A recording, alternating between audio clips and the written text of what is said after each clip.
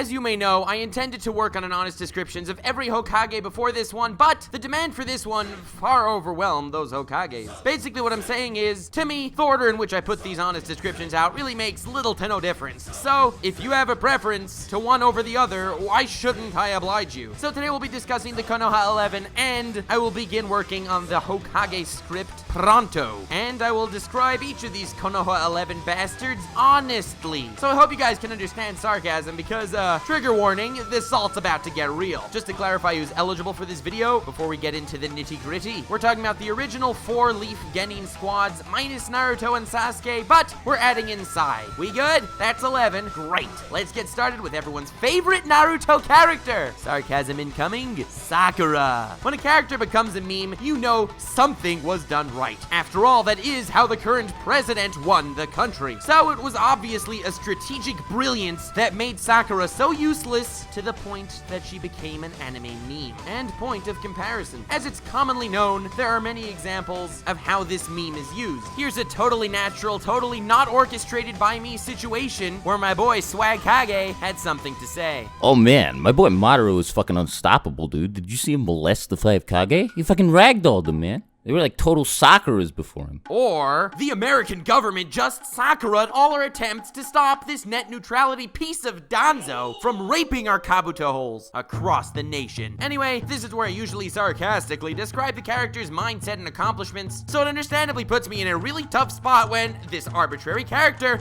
does not have any mindsets or accomplishments. These, believe it or not, as you will see if you pay attention, are wonderful character traits seen in almost every female shonen character, where their major purpose seems to be contributing boobs. And congrats, Sakura, you even flubbed that one too. At least Sakura did successfully learn how to play a role in early Naruto from that one meme from Eromanga Sensei. What a coincidence! Sakura also spent her entire introduction chasing dick because, allow me to remind you, what Sasuke's only character trait was for most of the series, being a dick. Yeah, and also chasing literal dick. But as far as continuity, this is the most Sakura showed us, in fact, because, I mean, it's adorable that she managed to pull this Byakugo seal out of her ass in the final battle, making her some sort of semi-Kage level fighter easy. But we know that she's learned it over that 3-year time gap between Naruto and Shippuden, which makes it a really interesting strategy decision not to flatulate these Byakugo powers when she was fighting Sasori or Pain. Do you realize that despite all the fun we make at the beginning of Shippuden, she was way stronger than Naruto and Sasuke? Like, way stronger. Oh, well, never mind. I guess maybe it makes sense, because if you look at accomplishments, she did have an assist in killing one Akatsuki member, Sasori, while quite frankly, Naruto and Sasuke didn't do much better. This isn't to claim Sakura is that useful or whatever, or to say that Naruto is crazy useless. No, it's just a perfect segue to mention that you should check out my honest descriptions on the Akatsuki when you're done with this, because if you think about it, not a single one of them was killed by a main character. Most of them killed themselves or had a different bad guy kill them. Anyway, more on that in the other video. But Nux, dude, you're only talking about my waifu Sakura and her accomplishments during Shippuden. The original Naruto is way better. Oh, okay, let's talk about the battles she won in the original Naruto and how important she was there. During the Land of Waves arc, she had the important task of standing in front of the bridge builder, holding a kunai, since they didn't really want her hindering the battle by actually joining. During the tuning exam, she got into a fight with the Sound Dude, where she managed to successfully give herself a haircut in middle of the battle.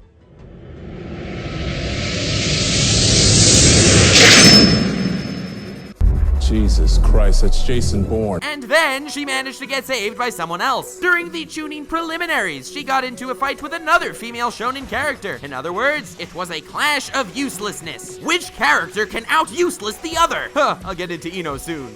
Yeah. And coincidentally, our girl Sakura didn't win that fight either. During the Sasuke retrieval arc, where every available ninja was sent on the mission, she happened to also be available and was purposefully neglected because, and this is basically canon, she'd be more of a hindrance than a help. Her uselessness is canon, people! I mean, her Sakura-ness is canon. After you're done here, feel free to tweet as many of these Sakura word substitution memes at me, link to my Twitter in the description, and I'll retweet all my favorites. Because it would be so sick if this sticks somehow.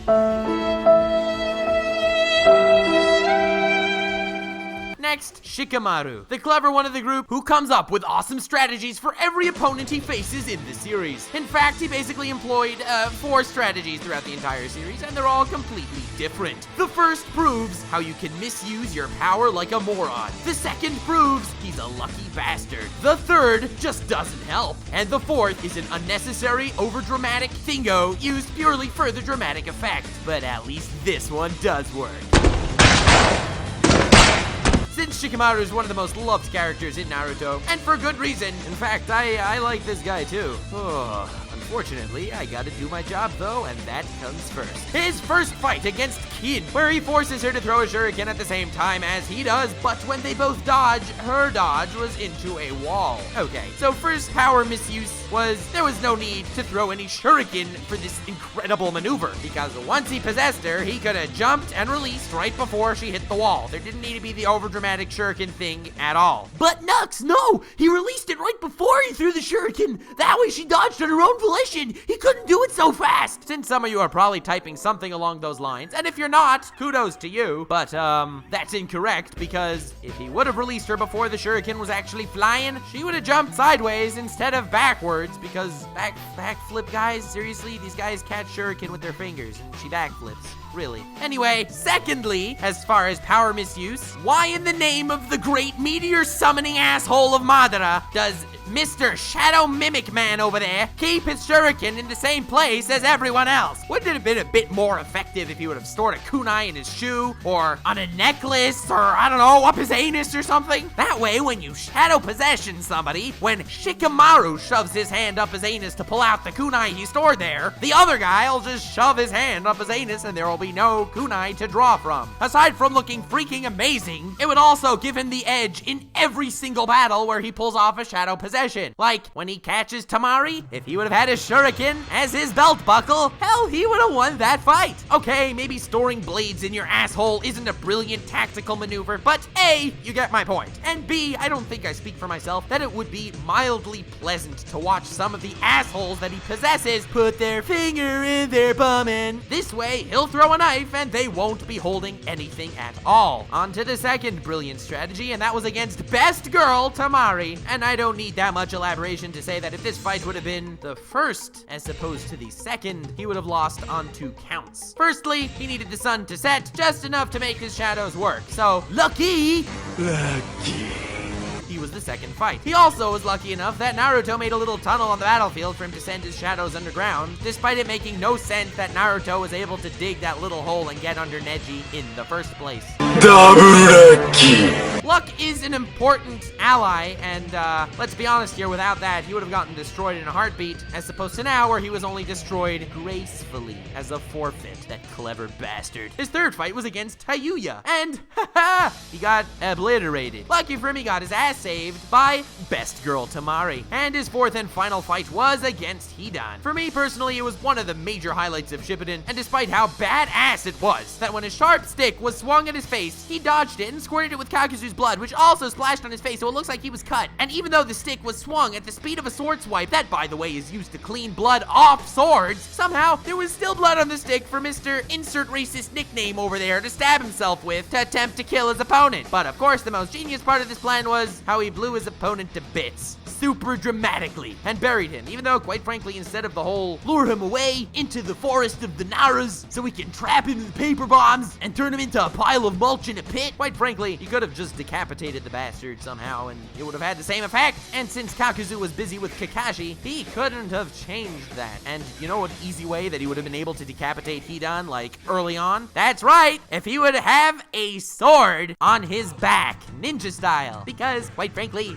no one else in this series does. So you shadow possession him, you pull out the sword, when you swing and slice his head off, he swings nothing. But yeah, I don't know why he didn't think of this stupid little point that could basically make him a freaking invincible fighter. But since it would have been way less dramatic than blowing him to bits and leaving him screaming in a pit as it's buried, yeah, they decided against my plan and they went with his. Finally, before I move on, let's not forget the ultra-saddening dying words of his sensei and the legacy that was given to him, that he must protect the king. Which is a nice way to say I accidentally knocked a bitch up and you have babysitting duty. Congratulations, Asuma, you're a beast. Next, Ino. Okay, I gotta give props to Kishimoto when he deserves it, and Ino was one of the most brilliantly portrayed characters in all of Naruto. Take a character with an insanely overpowered jutsu arsenal that they're pretty much the only one that uses. For example, the mind destruction jutsu basically being an auto KO. Throw in some healing ninjutsu, and still after all that, they managed to keep her more useless and inconsequential than Sakura. A truly impressive feat. She served the role as the rival to Sakura. But since we've already established how incredibly important Sakura's actions were, it's pretty understandable why Ino was a useless shit too. But when we got to Shippuden, and we weren't getting fooled anymore by Sakura's purpose or the lack thereof, Ino had to take a different and possibly even more important role in the narrative, and accomplished two things that both went completely under everyone's radar, and that goes to show how stealthy of a badass ninja she is. Firstly, she finally implemented into a shonen anime some form of gender equality. Not because she was useful, no,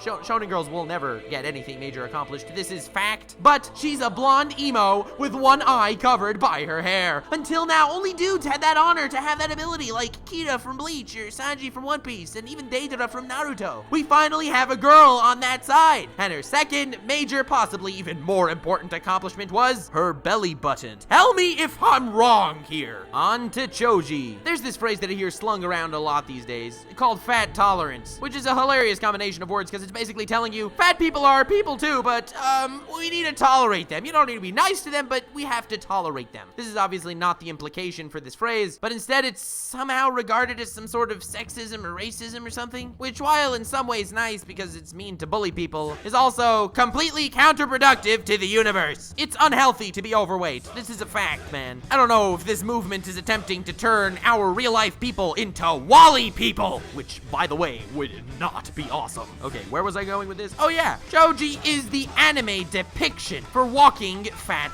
tolerance. He's always eating. They bribe him with food. They thank him with food. He uses some sort of jutsu to lose all that weight, so he gains it all back right away as soon as he can. But if you call him fat, you're the problem. And he'll get microaggressed by that for the entirety of season 1 of Naruto whenever he's on screen. Wonderful lesson for the children. Wonderful lesson. Yo, Nux, did you just use an honest descriptions as an excuse to vent on politics again? Kiba was a heavy-duty player in early Naruto, as he served as essentially the leader of his squad and as a rival to Naruto. He also lasted to the final 3 in the Sasuke retrieval arc, and that was basically the entire Naruto. So, yeah, okay, if you break it down, he ended up passing the first round of the Chunin exams because he speaks dog, and the Eagle Eye sentries apparently, liked Kiba or whatever, because that was like the most obvious thing ever, but whatever. He passed the second part of the exam purely because of Shino, but unfortunately, his adventure in the Chunin exams was halted in the preliminary round because, he was farted on, but for kill. And in the Sasuke retrieval arc, where he remained to the final 3, he didn't actually beat anyone either. If you look past all that, he did a hell of a lot though. I mean, important character here, like, you know, set up for someone that can actually be something. Unfortunately, by the time Naruto Shippuden started, the organization PETA also began, which by the way stands for People Eating Tasty Animals. And he therefore was not able to abuse his dog or actually be part of any fight in the whole series. Like, we're afraid of his dog getting injured or something? I don't understand. We have ninjas dying everywhere and that's fine. But Aka Paparu over there gets scratched and the world goes crazy. Guess I shouldn't be surprised by these things by now, but whatever. The good news is, Kiba was part of my personal favorite funny moment of the entire Shippuden, and unfortunately, that's only because he's the butt of the joke. キバ、今は誰も聞いていない。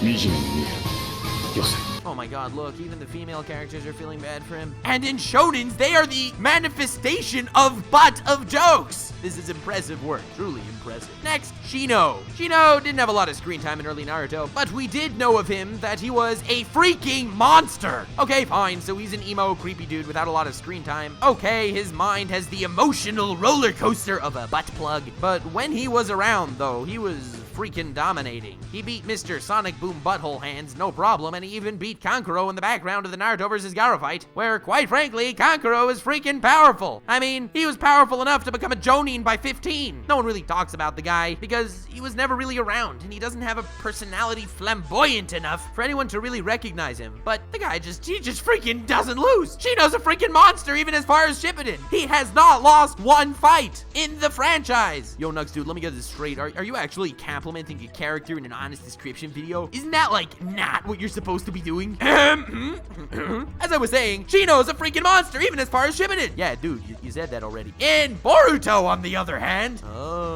he got freaking wasted by some 12-year-old schnooks. Let alone the time where he lost to Mitsuki one-on-one. What happened, bro? It's almost like there's no continuity in Boruto or something. No, that can't be it. Boruto's actually good. It's like a perfect show. And since it just started, we can't judge it yet. It would be rude to make videos saying how Boruto is not perfection. Right? Comment section? You go suck a dick and a banana, cause that is all you are. That berates me on all my Boruto videos. Someone find me a mic to drop. I'm having a major urge right now to drop a mic. Hinata.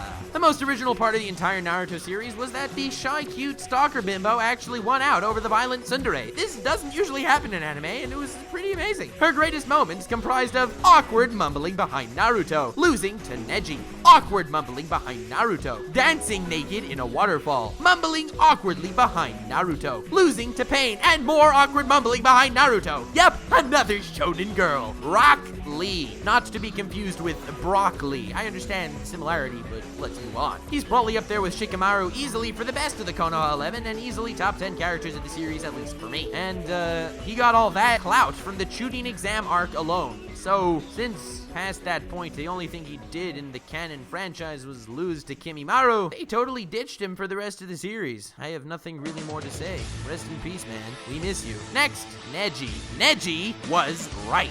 In early Naruto, Neji was one of the most hated of the Konoha 11, and rightfully so. The guy was a total prick. He was the antithesis of what Naruto series was trying to actually promote, because whenever anyone would talk about him, he was the crazy genius, and whenever his asshole would open, I mean his mouth, they get me easily confused because lots of shit comes from each orifice. How he constantly says how being born a genius is everything. He constantly put down my boy Lee, who was way stronger than him. Yeah, check out Swagkage's versus video, Lee versus Neji, for details. And he was rightfully taken down by Naruto, also an underdog, at least at that point. Serves the bastard right. But all in all, Neji was totally correct with his dick speeches. Because who were the powerhouses at the end of Naruto? Wasn't the point that Naruto was trying to work hard to get places and stuff like that? Or is it because the end game was just overpowered hereditary eyeballs? And without this eyeball, you're basically a fodder ninja.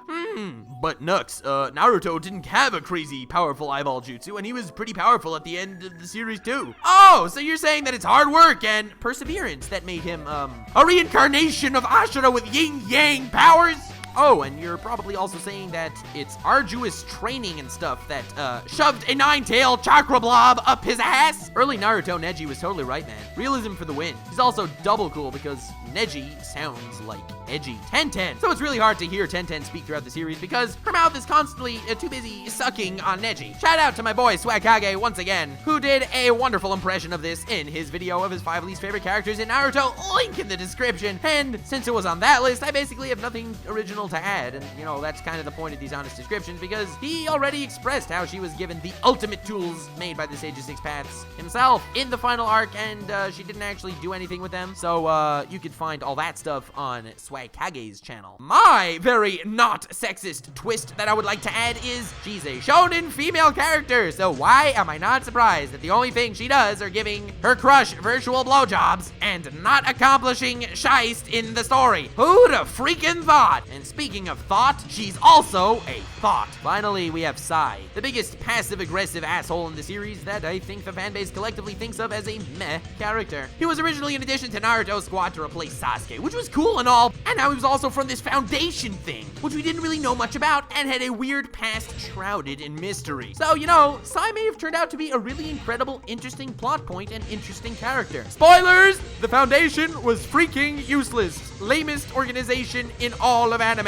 Yeah, that's how it seems at least, aside from my ultimate Naruto theory video that sort of puts everything into place, but I will stop stroking my own schlongy and move on as far as canon. Sai went from a possibly fascinating character to a Sakura in a very brief span of time, almost to the point that you'd think Sai was a female character. Well, he's male, but he does seem kinda gay. But being sexist ranting on homosexuals in anime is for another day. These honest descriptions are slowly building me a reputation for a real asshole, aren't they? Sarcasm, guys. Remember, please. Anyway, as far as my plan to do the honest descriptions on the Hokage, that's hopefully gonna be the next honest descriptions. If any of you would like to edit or help in any way some Naruto videos or anime videos, that would be really appreciated, and feel free to shoot me an email at nuxtaku@gmail.com. And also, once we're discussing honest descriptions, because they take a while to write and edit, and I don't make them that often, not nearly as often as I'd like to, let me know if you have any interest in an honest descriptions on every starter Pokemon, as well as on every character of the 7 Deadly Sins, or on every arc of Dragon Ball. I don't know, just let me know what you want. Just throwing out ideas here. I love it. Dick. Good thing I double-checked your editing, eh, Meadow? Why do I have a feeling this is gonna become a trend? I love every single one of you bastards. Feel free to like and subscribe, and have yourself a most wonderful evening. Nux Kage out. Bye.